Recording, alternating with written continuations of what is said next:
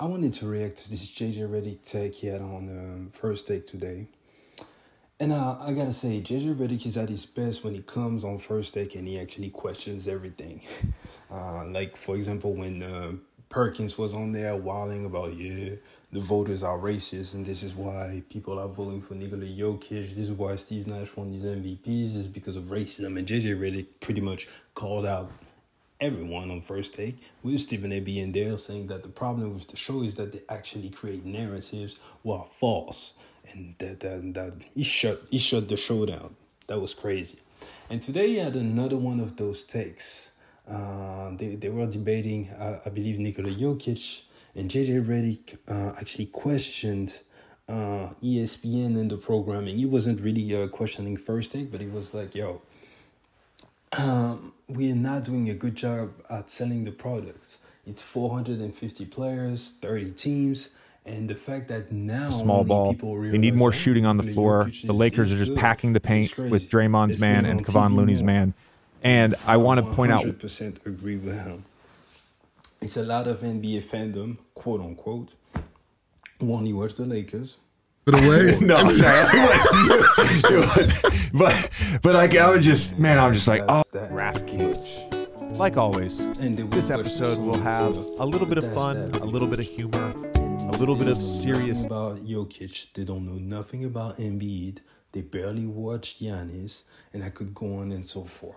Like, I was on Twitter yesterday after the Lakers got swept, and it was some people who was tweeting about Nikola Jokic actually bringing the ball up the floor and that he was insane. I was like, bro, how do you just realize that? Like, there is no way. The man won back-to-back MVPs twice, and you've never watched him play. But I bet you was on Twitter hating, though, making narratives about, Nikola Jokic ain't better than Curry, Nikola Jokic ain't this and that. And I could say the same about a bunch of players. Like, I remember, for example, while Embiid was going crazy during the regular season, this coach who called him out saying, but he's lazy on defense or whatever, although he was a top 10 defender in this league. Like, when you say stuff like this, it just shows and proves that people do not actually watch the games. They only watch the big names. And I'm pretty sure some of the journalists who are on TV are culprits of this too. And this is why they will only talk about the Lakers every day.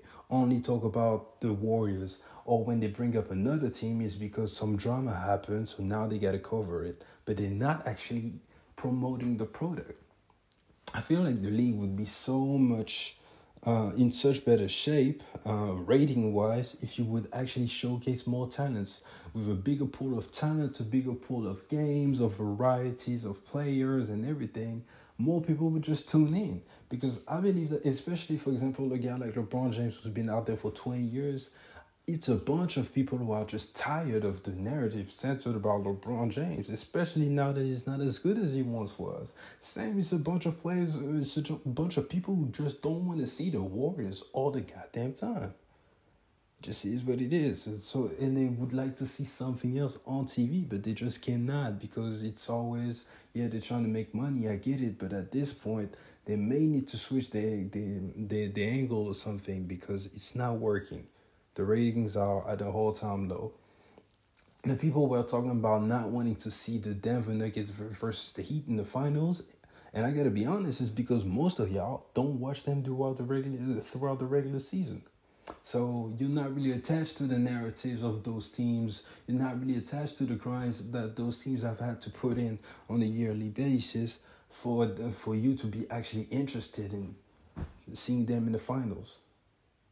But if it was the Lakers, you've heard about the Lakers all season long. We all know it's documented of their struggle, how they were the 13th seed, how before the trade deadline they weren't anything, how AD has been injury prone all season, how LeBron has been injury prone all season, everything. So now, of course, now mentally and emotionally, you are invested in the Lakers. Whether you are a fan or not, you are interested. Same with the Celtics, history, everything, Joe Mazzulla, Ime Udoka, all that stuff. So now you're invested. And so I believe that if the NBA or the TV shows, those big networks actually had more parity on live, the NBA would be better off, man. And it's a lot of it's a lot of talents who just deserve to be showcased more on TV. Like, for example, a guy like Shai Gilgeous-Alexander, I get it, he plays for the Thunder, but give him some games, man. It's so many people who would love him, you know. And the list goes on. De'Aaron Fox, the Kings, like, it's a bunch of players who was like, yo, because it was the Warriors that actually watched it. It was like, yo, De'Aaron Fox is really him. It's like, bro, he's been balling the whole season, you know, so it's just a shame. So anyways, I'm just rambling at this point. We're going to close the video right here. Get in the comment section and give me your thoughts, man. Do you wish there was more parity on TV and by the media coverage? Do you agree with JJ Redick, or are you just good with the NBA focusing on the big names? And I'll catch you guys later. Peace.